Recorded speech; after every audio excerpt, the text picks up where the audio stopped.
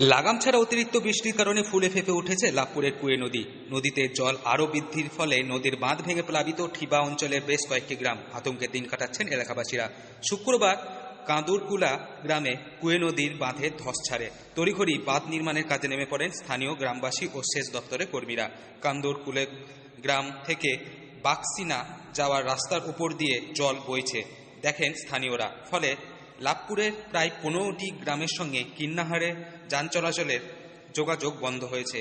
সকলকেই প্রায় 15 কিলোমিটার ঘুরপথে যেতে হচ্ছে। জল বাড়ার ফলে জলের তলায় কাঁদরকুলা, জয়চন্দ্রপুর, চতুর্ভুজপুর সহ একাধিক গ্রাম।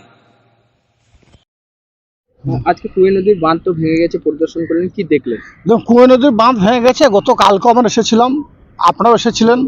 তখন কুয়ে নদীর বাঁধ আরও উঁচু অবস্থায় ছিল, জলের আরও বেশি ছিল, কিন্তু অনেকটা নেমেছে। গত পরশু দিন এখানে আমাদের এই কুয়ে নদীর বাঁধ যে জলটা আসে তিলপাড়া ব্যারেজ থেকে মৌরাক্ষী, ওখান থেকে 5000 কিউসেক জল ছাড়া হয়েছিল। তারপর প্রতি মুহূর্তে আমরা খবর রাখছি, আজকে সকাল 6টার সময় এই জল ছিল 3808.75 কিউসেক। এখন বেলা 11টার সময় জল আছে 3794.35 কিউসেক। কিন্তু প্রাকৃতিক বিপর্যয়, আকাশে প্রবল বৃষ্টিপাতের জন্য এটা হয়েছে। এবং এখানে যে বাঁধ আছে সেই বাঁধটা কিছুদিন আগে মেরামত করা হয়েছিল, কিন্তু এখানে ইঁদুর জাতীয় বা শিয়াল জাতীয় কোনো প্রাণী এখানে গর্ত বা সুড়ঙ্গ করার ফলে এদিকে জল ওদিকে পাস হওয়ার ফলে এই বিপর্যয়টা ঘটেছে। এই বিপর্যয়ের ফলে 16 থেকে 18খানা গ্রাম জলের তলায় চলে গেছে। মাটির বাড়ি যেগুলো আছে সে মাটির বাড়িগুলো জলের তলায় চলে গেছে।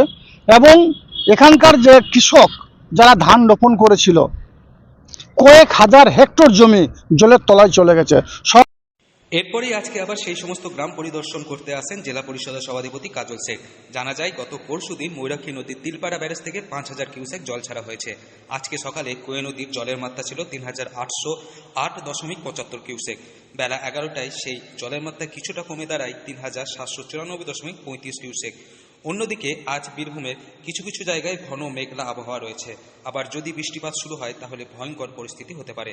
যদিও গ্রামবাসীদের উদ্ধার করে স্থানীয় স্কুলে রাখার ব্যবস্থা করা হয়েছে। সকাল থেকেই ঘটনাস্থলে রয়েছে ঠিবা অঞ্চলের অঞ্চল সভাপতি সহ অন্যান্যরা। সকলে মিলে একত্রিত হয়ে কাজ করছেন। আমার বিশাল অসুবিধা একটু পড়ে গিয়েছে। হ্যাঁ, কোনো যোগাযোগ নেই, এখন একটু অসুবিধায় আমরা আছি। আমাদের যোগাযোগ এখন হচ্ছে চতুর্ভুজ, জয়চন্দ্রপুর, হরিপুর, 3খানা গ্রাম এখন বিকল্পনায় আছে। ওরা একটু চিন্তার সমস্যায় আছে, এখন কোনো সরানো হয়নি। চাষের তো ভাঙাতে ক্ষতি, জমি জায়গা সব নষ্ট হয়ে গিয়েছে, আমাদের ধান হবে না, আতঙ্কের মধ্যেই আছে। এখন চাইছি সরকার যেন আমাদের যেন সুযোগ সুবিধা যেন একটু দেখাশোনা করে ভালো করে, যেন আমরা যেন কোনো কষ্ট না পাই। অমিত্র পাল। বীরভূম থেকে সৌভিক দাই রিপোর্ট, লোকাল 18 বাংলা।